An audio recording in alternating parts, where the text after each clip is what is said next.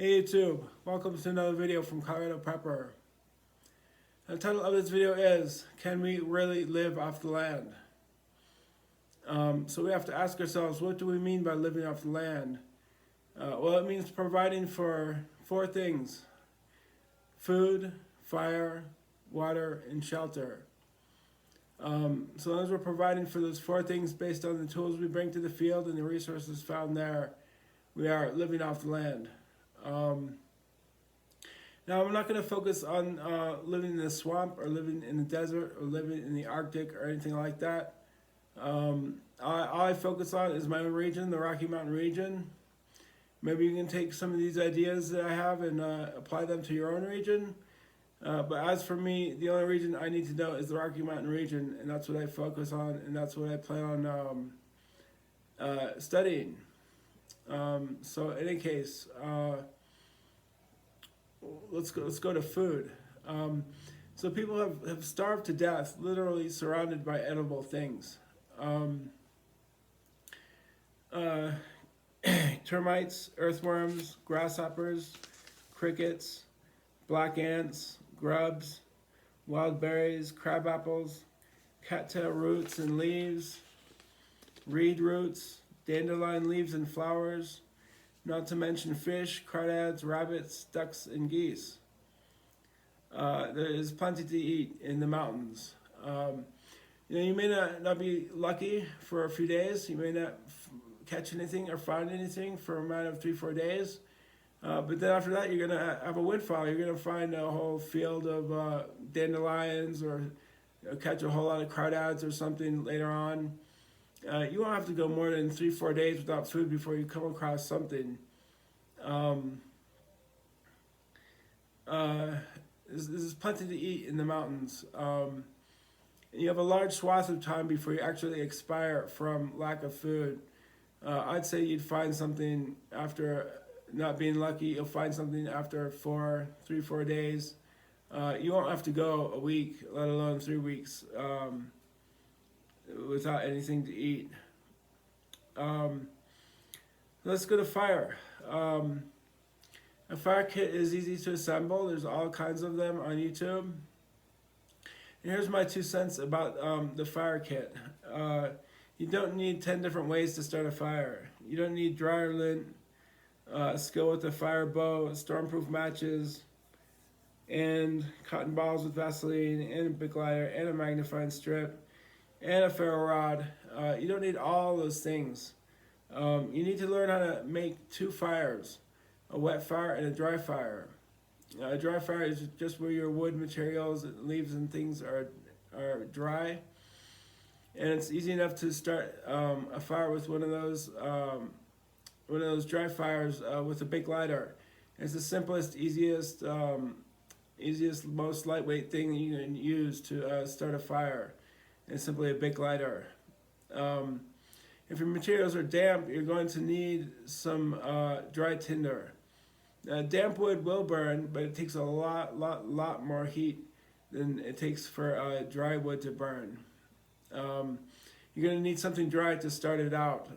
My fire kit consists of 5 big lighters and something called fire starters, which is a kind of dry tinder. The fire starters are for making a wet fire, and the big lighters are just to make any kind of fire. So you're going to need some cotton balls with Vaseline is good. I've used that to make a fire. It burns like a flare.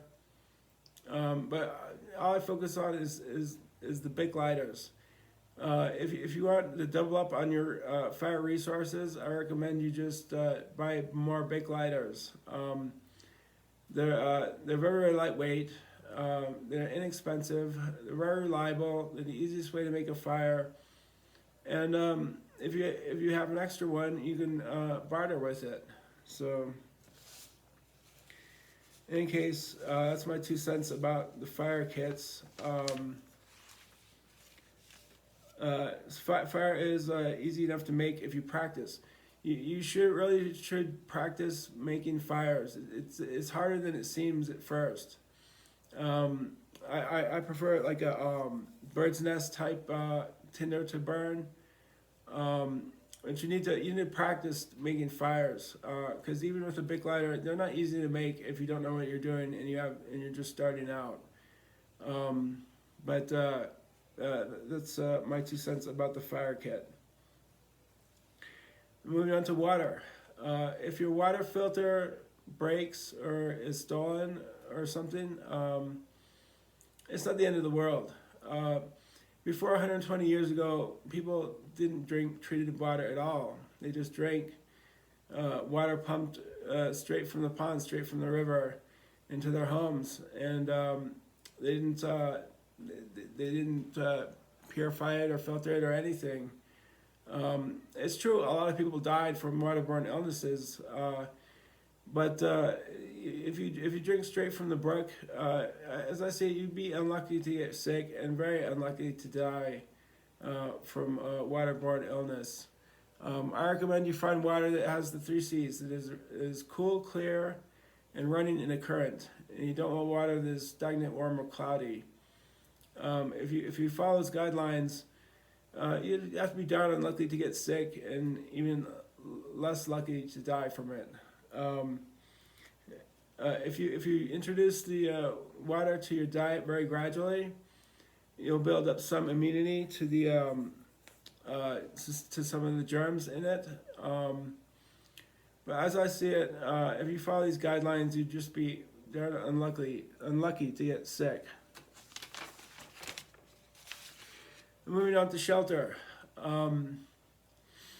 Study shelter construction on YouTube. The simplest shelter I know how to make, and I made it just last night. It was 6 degrees below zero last night here in Colorado, and I used a tarp to make the simplest shelter I know how to make, just to test it out and see if I could tolerate the cold in that shelter. As it turns out, I went in after 2 hours out there, but it wasn't because I was cold. It was because I couldn't sleep.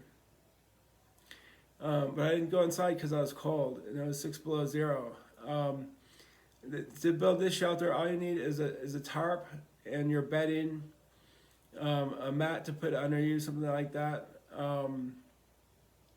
And what you do is you anchor down one at the foot of the tarp. You anchor down one of the corners with either a day pack or a water bottle or something like that, connected to the tarp with a carabiner. And you weigh down the opposite corner at the head of the shelter with your pack or something like that. At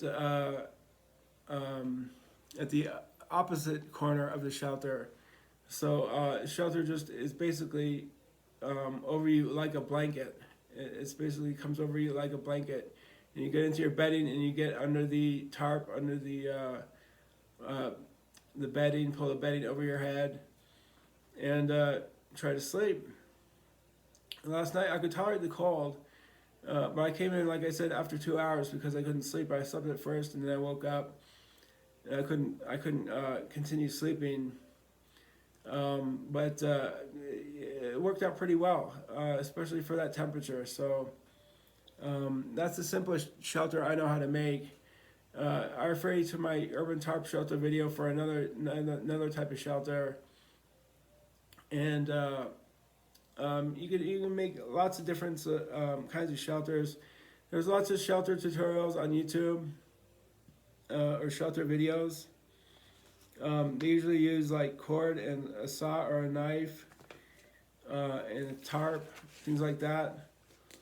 And the simplest shelter, really, not the simplest, but one of the easiest shelters really is just a tent. I don't have the space in my pack for a tent right now, but a tent is a very, very decent shelter to make.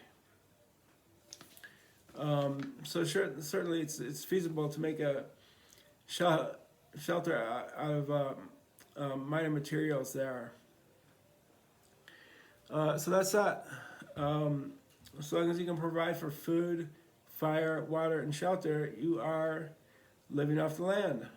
That doesn't mean you're not going to die. It doesn't mean you're immune to illnesses and accidents and things like that, but it just means it is possible to live off the land. If you're providing for those four